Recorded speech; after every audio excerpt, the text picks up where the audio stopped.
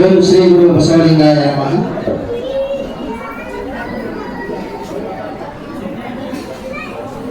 ಅಣ್ಣ ತಮ್ಮ ಹೆತ್ತಯ್ಯ ಗೋತ್ರವಾದಡೇನು, ಅಣ್ಣ ತಮ್ಮ ಹೆತ್ತಯ್ಯ ಗೋತ್ರವಾದಡೇನು, ಲಿಂಗ ಸಾಹಿತ್ಯರಲ್ಲದವರ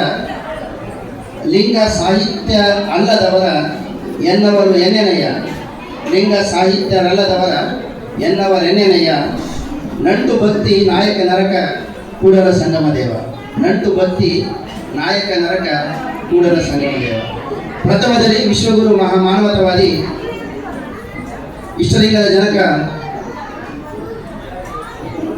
ಲಿಂಗಾಯತ ಧರ್ಮ ಸಂಸ್ಥಾಪಕ ಕರ್ನಾಟಕದ ಸಾಂಸ್ಕೃತಿಕ ನಾಯಕ ಅಪ್ಪ ಬಸವ ತಂದೆಯನ್ನ ಅವರ ಮಹಾಬೆಳಕಿನಲ್ಲಿ ಈ ನಾಡನ್ನು ಬೆಳಗಿರುವ ಎಲ್ಲ 770 ಅಮರಗಣಗಳನ್ನು ಲಿಂಗೈಕ್ಯ ಪರಮ ಪೂಜ್ಯ ಶ್ರೀಮನ್ ನಿರಂಜನ ಪ್ರಣವ ಸ್ವರೂಪಿ ಚನ್ನಬಸವ ಮಹಾಶಿವಯೋಗಿಗಳನ್ನು ಎನ್ನ ಹೃದಯ ಮಂದಿರದಲ್ಲಿ ಭಕ್ತಿಯಿಂದ ಆರಾಧಿಸಿಕೊಂಡು ಇವತ್ತಿನ ಕಾರ್ಯಕ್ರಮದಲ್ಲಿ ಉಪಸ್ಥಿತರಿರುವ ಪರಮ ಪೂಜ್ಯ ಶ್ರೀಮನ್ ನಿರಂಜನ ಪ್ರಣವ ಸ್ವರೂಪಿ ಮಹಾಲಿಂಗ ಮಹಾಸ್ವಾಮಿಗಳ ಶ್ರೀಪಾದಗಳಿಗೆ ಶರಣೆಂದು ಇವತ್ತಿನ ವೇದಿಕೆಯಲ್ಲಿ ಉಪಸ್ಥಿತರಿರುವ ಹಿರಿಯರಾಗಿರುವ ಶರಣಶ್ರೀ ತಿಮ್ಮನಗೌಡ ಚಿಲ್ಕರಾಗಿ ಅಣ್ಣನವರಲ್ಲಿ ಮತ್ತು ಸಹೋದರಿ ಪ್ರೀತಾ ತಾಯಿಯವರಲ್ಲಿ, ವೇದಿಕೆಯ ಮೇಲೆ ಉಪಸ್ಥಿತರಿರುವ ದಂಪತಿಗಳಾಗಿರುವಂತಹ ಶರಣೆ ಅನುಜ ಹಾಗೂ ಡಾಕ್ಟರ್ ರವಿ ಅವರಲ್ಲಿ ಮತ್ತು ನಮ್ಮ ಆತ್ಮೀಯರಾಗಿರುವಂತಹ ಸಿದ್ದಯ್ಯತಾತ್ಮವರಲ್ಲಿ ಭಕ್ತಿಯ ಶರಣಗಳನ್ನು ಸಮರ್ಪಿಸಿ ಇವತ್ತಿನ ಕಾರ್ಯಕ್ರಮ ಲಿಂಗಾಯತ ಧರ್ಮದ ಅಡಿಯಲ್ಲಿ ನಡೀತಕ್ಕಂಥ ನಾಮಕರಣ ಸಮಾರಂಭ. ಆತ್ಮೀಯ ಶರಣಬಂಧುಗಳೇ, ಕನ್ನಡ ನಾಡಿನಲ್ಲಿ ವಿಶಿಷ್ಟವಾಗಿರ್ತಕ್ಕಂಥ ಧರ್ಮ ನಮ್ಮ ಲಿಂಗಾಯತ ಧರ್ಮ ಅಂತಕ್ಕಂಥದ್ದು. ಬಹುಶಃ ಕಳೆದ 10 ವರ್ಷಗಳವರೆಗೂ ಕೂಡ ಲಿಂಗಾಯತ ಅನ್ನುವಂಥದ್ದು ನಮ್ಮ ಅಜ್ಞಾನದಿಂದಾಗಿ ಅದು ಕೇವಲ ಒಂದು ಜಾತಿ ಸೂಚಕ ಪದವಾಗಿತ್ತು. ಅದನ್ನು ಇವತ್ತು ಜನಮಾನಸದಲ್ಲಿ ಅದು ಧರ್ಮ ಅನ್ನುವಂಥ ನಿಟ್ಟಿನಲ್ಲಿ ಬೆಳಕಿಗೆ ತಂದಿರ್ತಕ್ಕಂಥ ನಮ್ಮ ನಾಡಿನ ಎಲ್ಲ ವಿದ್ವಾಂಸರಿಗೆ ನಾವು ಮೊದಲೇದಾಗಿ ನಾವು ಋಣಿಗಳಾಗಿರಬೇಕಾಗಿದೆ ಅನ್ನುವಂಥದ್ದು. ಯಾಕೆ ಅಂತಂದರೆ 12ನೇ ಶತಮಾನದಲ್ಲಿ ಜಗತ್ತಿನಲ್ಲಿ ಕಂಡರಿಯದಂತಹ ಒಂದು ತಾತ್ವಿಕ ಸಿದ್ಧಾಂತವನ್ನು ಮತ್ತು ಒಂದು ಭೌತಿಕ ವಿಚಾರವನ್ನು ಮತ್ತು ಈ ಒಂದು ಮಾನವ ಜನ್ಮವನ್ನು ಅಚ್ಚುಕಟ್ಟಾಗಿ ಹೇಗೆ ಕಳೆಯಬೇಕು ಅನ್ನೋದನ್ನು ತೋರಿಸಿಕೊಟ್ಟಂಥವರು ಜಗತ್ತಿನಲ್ಲಿ ಮೊಟ್ಟ ಮೊದಲಿಗರು ಅಂತಂದರೆ ಬಸವಾದಿ ಶರಣರು ಅಂದರೆ ತಪ್ಪಾಗಲಿಕ್ಕೆ. ಯಾಕೆ ಅಂತಂದರೆ ಈ ಭೂಮಿ ಮೇಲೆ ಜನಿಸ್ತಕ್ಕಂಥ ಎಲ್ಲ ಜೀವಿಗಳಿಗಿಂತಲೂ ವಿಶಿಷ್ಟವಾದಂಥ ಜೀವಿ ಮಾನವ ಜೀವಿ ಅನ್ನುವಂಥದ್ದು.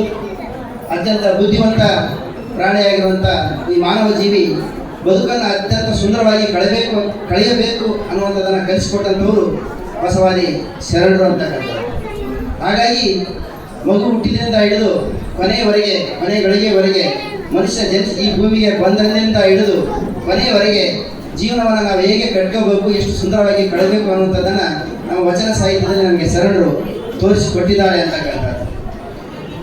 ಹೀಗೆ ಶೈಶವಾವಸ್ಥೆ, ಬಾಲ್ಯಾವಸ್ಥೆ, ಯೌವನಾವಸ್ಥೆ ಮತ್ತು ಮುಪ್ಪು, ಕೊನೆಗೆ ಸಾವು, ಇವು ನಾವು ಜೀವನದಲ್ಲಿ ಕಾಣತಕ್ಕಂಥ ಅನೇಕ ಹಂತಗಳು. ಇವು ಪ್ರತಿಯೊಬ್ಬರೂ ಕೂಡ ನಾವು ಇದರ ಬಗ್ಗೆ ಸೂಕ್ಷ್ಮವಾಗಿ ಅವಲೋಕಿಸಿದಾಗ ನಮಗೆ ಭಾಳ ವಿಶಿಷ್ಟವಾಗಿ ಕಂಡು ಬರುತ್ತೆ. ಯಾಕೆ ಅಂತಂದರೆ ಬದುಕು ಅನ್ನುವಂಥದ್ದು ಏನಿದೆಯಲ್ಲ ಭಾಳ ಸುಂದರವಾಗಿರುವಂಥದ್ದು. ದಾಂಪತ್ಯ ಜೀವನಕ್ಕೆ ಕಾಲಿಟ್ಟ ಮೇಲೆ ಮಗುವಿನ ತಂದೆ ತಾಯಿಗಳಾದ ಮೇಲೆ ಮತ್ತೆ ನಮ್ಮ ಬದುಕಿನ ಒಂದು ಹಂತ ಬದಲಾವಣೆ ಆಗುತ್ತೆ. ನೋಡ್ತೀವಿ ನಾವು ಯೌವನಾವಸ್ಥೆಗೆ ಬಂದ ಮೇಲೆ ದಂಪತಿಗಳಾಗ್ತೀವಿ. ದಂಪತಿಗಳಾದ ಮೇಲೆ ಮತ್ತೆ ಈ ಸಮಾಜಕ್ಕೆ ನಾವು ನಮ್ಮದೇ ಆದಂಥ ಒಂದು ಮಗುವಿನ ತಂದೆ ತಾಯಿಗಳಾಗ್ತಕ್ಕಂಥದ್ದು ಕೂಡ ನಮ್ಮ ಬದುಕಿನ ಒಂದು ಪ್ರಮೋಷನ್ ಅಂತ, ನಮ್ಮ ಮೇಲ್ದರ್ಜೆಗೆ ಇರ್ತಕ್ಕಂಥ ಹಂತ ಅನ್ನುವಂಥದ್ದು. ಹಾಗೆ ಇವತ್ತು ಡಾಕ್ಟರ್ ಅನುಜ ಮತ್ತು ಡಾಕ್ಟರ್ ರವಿ ಅವರ ಮಗುವಿಗೆ ನಾಮಕರಣ ಕಾರ್ಯಕ್ರಮ ಇಲ್ಲಿ ಜರುಗ್ತಾ ಇದೆ ಅನ್ನುವಂಥದ್ದು. ಮಗು ಈ ಭೂಮಿಗೆ ಬಂದಾಗ ಕುವೆಂಪು ಅವರು ಹೇಳ್ತಾರೆ ಅದು ವಿಶ್ವಮಾನವನಾಗಿ ಬರುತ್ತೆ ಅನ್ನುವಂಥದ್ದು. ಮಗು ಈ ಭೂಮಿಗೆ ಬಂದದ್ದು ವಿಶ್ವಮಾನವನಾಗಿ ಬರ್ತಾನೆ. ಆಮೇಲೆ ಅವನು ಬೆಳೀತಾ ಹೆಂಗಾಗ್ತಾನೆ ಅಂತಂದರೆ ಈ ಸಮಾಜದ ಜಾತೀಯತೆ ಅವನನ್ನು ಸುತ್ತುವರಿಯುತ್ತೆ, ಧರ್ಮ ಅವನನ್ನು ಸುತ್ತುವರಿಯುತ್ತೆ, ಭಾಷೆ, ವರ್ಗ, ವರ್ಣ ಮತ್ತು ಹೀಗೆ ಅನೇಕ ಈ ಒಂದು ಸಾಮಾಜಿಕ ಜಾಡ್ಯಗಳು ಅವನನ್ನು ಏನು ಮಾಡ್ತಾವೆ ಅಂತಂದರೆ ವಿಶ್ವಮಾನವರಾಗಿರುವಂಥ ಮಗುವನ್ನು ಸಂಕುಚಿತ ಮಾನವನಾಗಿ ಪರಿವರ್ತಿಸ್ತಾಳೆ ಅಂತಕ್ಕಂಥದ್ದು. ಆದರೆ ವಿಶ್ವಮಾನವನಾಗಿರುವ ಮಗು ಮಾನವನಾಗಿಯೇ ಬೆಳಿಬೇಕು ಅಂತಂದ್ರೆ ಅಲ್ಲಿ ಬಸವ ತತ್ವ ಮತ್ತು ಕುವೆಂಪು ಅವರ ಆದರ್ಶಗಳು ಬಹಳ ಮುಖ್ಯವಾಗಿರ್ತವೆ ಅಂತಕ್ಕಂಥದ್ದು. ಬಸವ ತತ್ವ ಮತ್ತು ಕುವೆಂಪು ಅವರ ಆದರ್ಶಗಳು. ಅವ್ರು ಹೇಳ್ತಾರೆ, ಓ ನನ್ನ ಚೇತನ ಆಗುನಿ ಅನಿಕೇತನ, ನೂರು ಮತದ ಹೊಟ್ಟ ತೂರಿ ಎಲ್ಲ ತತ್ವದ ಎಲೆ ಮೀರಿ ನಿರ್ದಿಗಂತವಾಗಿ ಏರಿ, ಓ ನನ್ನ ಚೇತನ ಆಗುನಿ ಅನಿಕೇತನ. ಅವ್ರು ಕೊಡ್ತಕ್ಕಂಥ ಸಂದೇಶ ಹೇಳ್ತಾರೆ ಕುವೆಂಪು ಅವರು. ಮಗು ನೀನು ಯಾವ ರೀತಿಯಾಗಿ ಬೆಳಿಬೇಕು ಅಂತಂದ್ರೆ ವಿಶ್ವಮಾನವನಾಗಿ ಬೆಳಿಬೇಕು. ಇವತ್ತು ವಿಶ್ವಗುರು ಆದಂಥವ್ರ ಸಂಖ್ಯೆ ಬಹಳ ಕಡಿಮೆ. ಬುದ್ಧ ಮಹಾಶಯ ಬಸವಾದಿ ಶರಣರನ್ನ ಬಿಟ್ರೆ ಆ ಒಂದು ಸತ್ಪಥದಲ್ಲಿ ಸಾಗಿರ್ತಕ್ಕಂಥವ್ರು ಯಾರೂ ಇಲ್ಲ. ಜಗತ್ತಿನ ಎಷ್ಟು ಕೋಟಿ ಜನಸಂಖ್ಯೆ ಇದ್ದೀವಿ, ಆದರೆ ಅವರ ಸಮಾನವಾಗಿ ನಿಂತವರು ಯಾರೂ ಇಲ್ಲ ಅಂತಕ್ಕಂಥದ್ದು. ಹಾಗೆ ಅಂತ ಒಂದು ವಾತಾವರಣವನ್ನು ನಿರ್ಮಿಸಿಕೊಡುವಂಥ ಶಕ್ತಿ ವಚನ ಸಾಹಿತ್ಯದಲ್ಲಿ ಮತ್ತು ಶರಣ ತತ್ವದಲ್ಲಿ ಲಿಂಗಾಯತ ಧರ್ಮದಲ್ಲಿ ಇದೆ ಅಂತಕ್ಕಂಥದ್ದು. ಹಾಗಾಗಿ ಅಚ್ಚಲಿಂಗಾಯತ ಪದ್ಧತಿಯಲ್ಲಿ ನಾವು ಬದುಕನ್ನು ಕಟ್ಟಿಕೊಂಡಾಗ ಬಹಳ ಸುಂದರವಾಗಿರ್ತದೆ ಅಂತಕ್ಕಂಥದ್ದು. ನಾವು ದುರ್ದೈವಿಗಳು, ನಮ್ಗೆ ಈ ತತ್ವ ನಮ್ಗೆ ಇವಾಗ ಸಿಕ್ಕೈತೆ, ಈಗ 5-6 ವರ್ಷದಿಂದ ನಮಗೆ ಸಿಕ್ಕೈತೆ. ಆದರೆ ನಮ್ಮ ಮಕ್ಕಳಿಗೆ ಇವತ್ತು ಅಮೃಜ ಮತ್ತು ಕನ್ಫ್ಯೂಸ್ ಆಗ್ತಮ್ಮ. ಅದು ಅಲ್ಫಾಬೆಟ್ ಇಟ್ಬಿಟ್ಟಾರೆ ಹೆಸರು. ಹಂಗಾಗಿ ಅನುಜ ಮತ್ತು ರವಿ ದಂಪತಿಗಳಿಗೆ ಬಹಳ ನಿಜವಾಗ್ಲೂ ಬಹಳ ಪುಣ್ಯ ಮಾಡ್ಯಾರ ಅವರು. ಯಾಕೆ ಅಂತಂದ್ರೆ ಈ ತತ್ವದ ಅಡಿಯಲ್ಲಿ ಮಕ್ಕಳನ್ನ ಬೆಳೆಸಿದವಪ್ಪ ಅಂತಂದ್ರೆ ಅವ್ರು ಏನೇ ಆಗಲಿ, ಇವತ್ತು ನಾವು ಮಕ್ಕಳನ್ನ ವೈದ್ಯರನ್ನಾಗಿ ಮಾಡ್ಬೋದು, ಅದು ದೊಡ್ಡದಲ್ಲ. ಅವರ ಇಂಜಿನಿಯರನ್ನಾಗಿ ಮಾಡ್ಬೋದು, ಅದು ದೊಡ್ಡದಲ್ಲ. ಹೋಗಿ ದೇಶದ ಪ್ರಧಾನಿಯನ್ನಾಗಿ ಮಾಡ್ಬೋದು, ಅದೂ ದೊಡ್ಡದಲ್ಲ. ಆದರೆ ಮಕ್ಕಳನ್ನ ವಿಶ್ವಮಾನವರನ್ನಾಗಿ ಮಾಡೋದೈತಲ್ಲ, ಅದು ದೊಡ್ಡದು. ಯಾಕೆ ಅಂತಂದ್ರೆ ಇವತ್ತು ನೋಡ್ತೀವಿ ನಾವು ಪ್ರತಿಯೊಂದನ್ನು ಖರೀದಿ ಮಾಡಿಬಿಡ್ಬೋದ್ರಿ. ಈ ಜಗತ್ತಿನಲ್ಲಿ ಪ್ರತಿಯೊಂದನ್ನು ಖರೀದಿ ಮಾಡ್ಬೋದು. ಬಹಳ ಮಂದಿ ಹೇಳ್ತಿದ್ರು ಇಲ್ಲಿಯವರೆಗೆ, ವಿದ್ಯೆ ಖರೀದಿ ಮಾಡೋಕ್ಕಾಗಲ್ರಿ, ಶಿಕ್ಷಣ ಖರೀದಿ ಮಾಡೋಕ್ಕಾಗಲ್ಲ. ಈಗ ಅದನ್ನು ಕೂಡ ಖರೀದಿ ಮಾಡ್ಬೋದು. ನೋಡಬೇಕಲ್ಲ, ಇಷ್ಟು ಕೋಟಿ ಕೊಟ್ಟರೆ MBBS ಸೀಟ್ ಸಿಗುತ್ತಾ, ಇಷ್ಟು ಕೋಟಿ ಕೊಟ್ಟರೆ MS ಸೀಟ್ ಸಿಗುತ್ತಾ, MD ಸಿಗುತ್ತಾ. ನಿಮಗೆ ಒಳ್ಳೆ ಶಾಲೆ ಬೇಕಂದ್ರೂ ಕೂಡ ಇಷ್ಟು ರೊಕ್ಕ ಕೊಟ್ಟರೆ ಒಳ್ಳೆ ಶಿಕ್ಷಣ ಸಿಗುತ್ತಾ. ಆದರೆ ಸಂಸ್ಕಾರ ಅನ್ನುವಂಥದ್ದು ಖರೀದಿ ಮಾಡೋಕ್ಕಾಗದೇ ಇಲ್ಲ. ಅದು ಎಲ್ಲಿಂದ ಸಾಧ್ಯ ಅಂದ್ರೆ ಅದು ಬಸವ ತತ್ವದಿಂದ ಮಾತ್ರ ಸಾಧ್ಯ. ಯಾಕೆ ಬಸವ ಬೇರೆ ಧರ್ಮ ಇಲ್ಲ ಅನ್ರಿ, ನಾನು ಬೇರೆ ಧರ್ಮದ ಬಗ್ಗೆ ಹೇಳಂಗಿಲ್ಲ. ನೀವು ಲಿಂಗಾಯತರಾಗಿದೆ, ನಿಮ್ಮ ಬಗ್ಗೆ ಅಷ್ಟೇ ಹೇಳ್ತಾ ಇರೋದು. ಆದರೆ ನಿಮಗೆ ಗೊತ್ತಿಲ್ಲ. ರುದ್ರಪ್ಪಣ ಪದೇ ಹೇಳ್ತಿದ್ದ ನನಗೆ ಏನಂತಂದ್ರೆ, ನಾವು ಎದ್ರ ಮೇಲೆ ನಿಂತೀವಿ ಅಂತ ಹೇಳ್ತಿದ್ರು ಅವರು ಅಂತಂದ್ರೆ, ದೊಡ್ಡ ತವನಿಧಿಯ ಮೇಲೆ ನಿಂತುಕೊಂಡು ನಾವು ಭಿಕ್ಷೆ ಬೇಡುವಂತ ಭಿಕ್ಷುಕರು ಅಂತ ಹೇಳ್ತಿದ್ರು ಅವರು. ದೊಡ್ಡ ತವನಿಧಿ ನಮ್ಮ ಕಾಲುಗಳು ಏನಿದೆ, ದೊಡ್ಡ ತವನಿಧಿ ಇದೆ, ದೊಡ್ಡ ಏನಿದೆ ಭಂಡಾರ ಇದೆ, ಚಿನ್ನದ ಭಂಡಾರ ಕೆಳಗಿದೆ. ಅದ್ರ ಮೇಲೆ ನಾವು ನಿಂತ್ಕೊಂಡು ಭಿಕ್ಷೆ ಬೇಡಕೈತಿ ಲಿಂಗಾಯತ ಅಂತ. ಬೇರೆ ಧರ್ಮಕ್ಕೆ ನೋಡಕೈತಿ ನಾವು. ಯಾಕೆ ಅಂತಂದ್ರೆ ಹೇಳ್ತಾರೆ ನೋಡಿ, ನಮ್ಮ ಯಾರು ಅಲಮ ಪ್ರಭುಗಳು ವಚನದಲ್ಲಿ ಹೇಳ್ತಾರೆ, ಬಹಳ ಸುಂದರವಾಗಿ ಹೇಳ್ತಾರೆ. ಅಜ್ಞಾನವೆಂಬ ತೊಟ್ಟಿಲೊಳಗೆ ಜ್ಞಾನವೆಂಬ ಶಿಶುವ ಮಲಗಿಸಿ, ಅಜ್ಞಾನವೆಂಬ ತೊಟ್ಟಿಲೊಳಗೆ ಜ್ಞಾನವೆಂಬ ಶಿಶುವ ಮಲಗಿಸಿ, ಸಕಲ ವೇದ ಶಾಸ್ತ್ರವೆಂಬ ನೇಣ ಕಟ್ಟಿ ಹಿಡಿದು ತೂಗಿ ಜೋಗಳವಾಡುತ್ತಿದ್ದಾಳೆ ಭ್ರಾಂತಿ ಎಂಬ ತಾಯಿ. ಸಕಲ ವೇದ ಶಾಸ್ತ್ರವೆಂಬ ನೇಣ ಕಟ್ಟಿ ಹಿಡಿದು ತೂಗಿ ಜೋಗಳವಾಡುತ್ತಿದ್ದಾಳೆ ಭ್ರಾಂತಿ ಎಂಬ ತಾಯಿ. ತೊಟ್ಟಿಲು ಮುರಿದು ನೇಣು ಹರಿದು ಜೋಗಳ ನಿಂತಲ್ಲದೆ ಮಹೇಶ್ವರನೆಂಬ ಲಿಂಗವ ಕಾಣಲಾಗದು. ಏನಿದೆ ಈ ವಚನದಲ್ಲಿ? ಅಜ್ಞಾನವೆಂಬ ತೊಟ್ಟಿನಲ್ಲಿ ಜ್ಞಾನವೆಂಬ ಶಿಶುವ ಮಲಗಿಸಿ. ಎಷ್ಟು ಸಾಂದರ್ಭಿಕವಾಗಿದೆ ಈ ಕಾರ್ಯಕ್ರಮಕ್ಕೆ ಈ ವಚನ. ಮಕ್ಕಳಲ್ಲಿ ಜ್ಞಾನ ಎಲ್ಲಿಂದ ಬೆಳೀತ ಅಂತ ಹೇಳ್ತಾರೆ ಅಲಮ ಪ್ರಭುಗಳು ಅಂತಂದ್ರೆ, ಈ ತೊಟ್ಟಿಲಿಂದನೇ ಸ್ಟಾರ್ಟ್ ಆಗುತ್ತೆ ಅಂತ ಹೇಳ್ತಾರೆ ಅವರು. ತೊಟ್ಟಿಲಿಂದನೇ ಸ್ಟಾರ್ಟ್ ಆಗ್ತೈತೆ ಮಕ್ಕಳಿಗೆ ಜ್ಞಾನ. ಎಲ್ಲಿಂದನೇ ಪ್ರಾರಂಭ ಮಾಡಬೇಕು ನಾವು. 6 ವರ್ಷದಿಂದ ಸ್ಕೂಲಿಗೆ ಹಚ್ತೀವಿ, ಅದಕ್ಕಿಂತ ಮುಂಚೆ ಮನೆ ಮೊದಲ ಪಾಠಶಾಲೆ. ತಾಯಿ ತಾನೇ ಜನನಿ ತಾನೇ ಮೊದಲ ಗುರು ಅಂತ ಹೇಳ್ತೀವಿ. ಜನನಿ ಮೇಲೆ ಗೊತ್ತಾಗ್ಬಿಡ್ತೀವಿ, ಅಪ್ಪನ ಜವಾಬ್ದಾರಿ ಇಲ್ಲ ಅಂತಲ್ಲ, ಆದ್ರೆ ಅಪ್ಪನದು ಜವಾಬ್ದಾರಿ ಇಲ್ಲ, ಬರೀ ಅಮ್ಮಂದು ಅಷ್ಟೇ ಅಲ್ಲ, ಅಲ್ಲಿಬ್ಬರದು ಬಹಳ ಜವಾಬ್ದಾರಿ ಇರುತ್ತೆ ಅಂತಕ್ಕಂಥ. ಮಗುವಿನ ನಾಮಕರಣ ಸಂದರ್ಭದಲ್ಲಿ ಇವೆಲ್ಲ ನಾವು ಯೋಚನೆ ಮಾಡ್ಬೇಕು. ಇವತ್ತು ಬಹಳ ಈ ಡಾಕ್ಟರ್ ಅನುಜ ಮತ್ತು ರವಿ ಅವರು ಬಹಳ ಜವಾಬ್ದಾರಿ ಐತಿ ಅವರಿಗೆ. ಯಾಕಂತಂದ್ರೆ ಇಷ್ಟು ದಿವಸದ ಜೀವನ ಬೇರೆ, ಈ ಮಗು ಬಂದ ಜೀವನ ಬೇರೆ. ಅವ್ರಿಬ್ರು ಇರ್ತಿದ್ರು, ಬೇಡ ಮನೆಗೆ ಹಿರಿಯರು ಇರ್ತಿದ್ರು, ಆ ಜೀವನ ಬೇರೆ. ಮಗು ಬಂದ್ಮೇಲೆ ಬಾಸ್ ಬಂದಂಗೆ. ಅದೇ ಬಾಸ್ ಅದನ್ರಿ, ನಿಜವಾಗ್ಲೂ ಬಾಸ್ ಅವನಲ್ಲ, ಆಕಿ ಹುಡುಗಿ ಆ ಮಗು ಬಂದ್ಮೇಲೆ ಯಾಕೆ ಬಾಸ್ ಆಗ್ತಾನಂತಂದ್ರೆ, ಆ ಮಕ್ಕಳ ಮುಂದೆ ನಾವೇನು ಮಾತಾಡಂಗಿಲ್ಲ, ತಪ್ಪು ಪದ ಬಳಸಂಗಿಲ್ಲ, ತಂದೆ ತಾಯಿ ಮಗನ ಜಗಳ ಮಾಡಂಗಿಲ್ಲ. ಇವೆಲ್ಲವೂ ಕೂಡ ನಾವು ಬಹಳ ಜಾಗೃತಿ ವಹಿಸಬೇಕಾಗುತ್ತೆ. ಆಮೇಲೆ ತಂದೆ ತಾಯಿ ಅಥವಾ ತಂದೆ ಏನು ದುರಭ್ಯಾಸ ಮಾಡಂಗಿಲ್ಲ.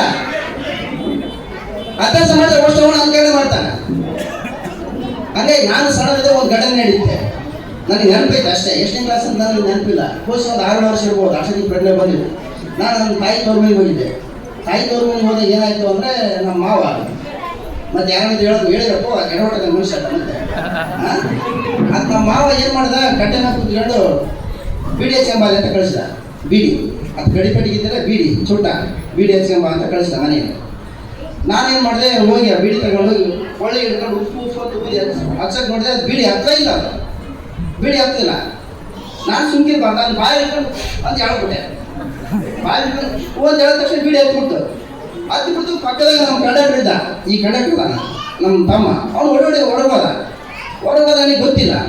ಬೀಡಿ ಹಚ್ಕೊಂಡು ಉಪ್ಪು ಅಂತ ಹೇಳಿದ್ಮೇಲೆ ಬೀಡಿ ಹತ್ಬಿಟ್ಟು ಉಪ್ಪು ಹೋಗಿ ಅದು ಬಂದು ಅದು ಕೈ ಕೊಟ್ಟು ಕೆಟ್ಬಿಟ್ಟು ನನಗೆ ನಮ್ಮ ಮಾವ. ಯಾಕೆ ಬಿಡಿದೆ ಗೊತ್ತಾಗಲಿಲ್ಲ. ಎದು ಬಿಡಿದೆ ಅಂತ ಕೇಳಿದೆ ನಾನು. ಎದು ಬಿಡ್ತೀವಿ ಸುಮ್ಮನೆ ಹಿಂದೆ ಬಿಡಿ ಶಕ್ತಿ ಅಂದೆ. ನಾವು ಸೇದೋದು ಕಲ್ತೀವಿ, ನಾವೆಲ್ಲ ಚಟ ಮಾಡಿ ಹಾಳಾಗ್ಬಿಡ್ತೀವಿ, ನೀನು ಹಾಳಾಗ್ತಿ ಅಂದ್ರೆ ನಾನು ಎಲ್ಲಿ ಸೇದಿನಿ ಅಂದೆ. ನನಗೆ 2 ದಿನ ಪ್ರಜ್ಞೆ ಇಲ್ಲ. ಬರ್ತೀನಿ ಹಚ್ಕೊಂಬ ಅಂದ್ರೆ ಯಾಕೆ ಉಪ್ಪು ಅಂತ ಹೇಳ್ಕೊಂಡೆ ಅಂತ ಅದು ಅರ್ಥ ಹೇಳ್ಕೊಂಡೆ ನಾನು. ಅದು ಅರ್ಥ ಏನಪ್ಪ ಅಂತಂದ್ರೆ, ಯಾಕೆ ಮಾತು ಹೇಳಿದೆ ಅಂತ ಸಂದರ್ಭ ಬಂದಾಗ ಅಂದ್ರೆ, ಮಕ್ಕಳ ಮುಂದೆ ಚಟ ನಾವು ಮಾಡಿದ್ವಪ್ಪ ಅಥವಾ ನಮ್ಮ ಏನೋ ದುರಭ್ಯಾಸ ಕಳೆದ್ರೆ ಅಸಹಜವಾಗಿ ನಾವು ಕಳ್ಕೊಂಡ್ಬಿಡ್ತಾರೆ ಅಂತ ಕಾರಣ. ನಮ್ಮ ಮಾತು, ನಮ್ಮ ವರ್ತನೆ ಅವೆಲ್ಲವೂ ಕೂಡ ಭಾಳ ಸೂಕ್ಷ್ಮವಾಗಿರ್ಬೇಕಂತ. ನೀವು ನಮ್ಮ ಕೊಡ್ತಾರೆ ಗೊತ್ತಿಲ್ಲ, ನಾವೆಲ್ಲರಿಗೂ ಮಕ್ಕಳನ್ನು ಜಗಳ ಮಾಡಿಲ್ಲ. ನಾನು ನಮ್ಮ ಸಾಹಿತ್ಯ ನನ್ನ ಮಗನ ಜಗಳನೇ ಮಾಡಿಲ್ಲ. ಮತ್ತು ಜಗಳ ಮಾಡಿಲ್ಲ ಅಂತಲ್ಲ ಜೀವನದಾಗ, ಜಗಳ ಜಗ್ ಮಾಡೀವಿ, ಆದರೆ ಮಗನ ಮುಂದೆ ಮಾಡಿಲ್ಲ. ಅದು ಯಾಕಂತಂದರೆ, ಇಲ್ಲಿ ಮಕ್ಕಳು ನಮಗೆ ಗೌರವ ಕೊಡಬೇಕು ಅಂತಂದರೆ, ಹೆಂಡತಿ ಆದವರು ಅನುಜರು ಕೂಡ ಮಗುವಿನ ಮುಂದೆ ಯಜಮಾನ ಭಾಳ ಗೌರವ ಕೊಡಬೇಕು.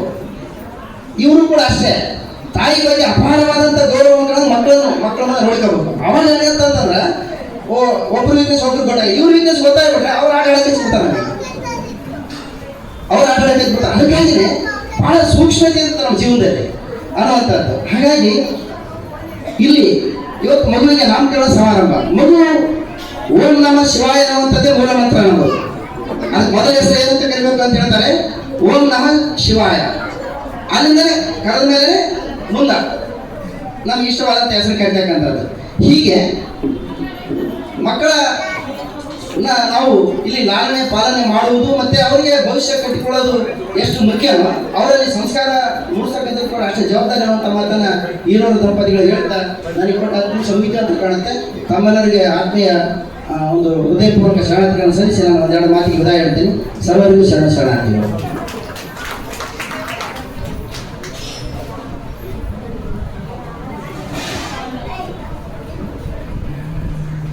ಈ ಒಂದು ಕಾರ್ಯಕ್ರಮವನ್ನು ಉದ್ದೇಶಿಸಿ ಸಮಯೋಚಿತವಾಗಿ ತಮ್ಮ ಒಂದು ಅನುಭವ ನೀಡಿರ್ತಕ್ಕಂಥ ಶರಣರಾದ ಬಸವಲಿಂಗಪ್ಪ ಬಾದಲಿ ಅವರಿಗೆ ತಮ್ಮೆಲ್ಲರ ಪರವಾಗಿ ತುಂಬು ಹೃದಯದ ಶರಣಾರ್ಥಿಗಳು. ಈಗ ಈ ಒಂದು ಕಾರ್ಯಕ್ರಮದ ಉದ್ದೇಶಿಸಿ ಅನುಭವವನ್ನು ನೀಡಲು ಆಗಮಿಸಿರ್ತಕ್ಕಂಥ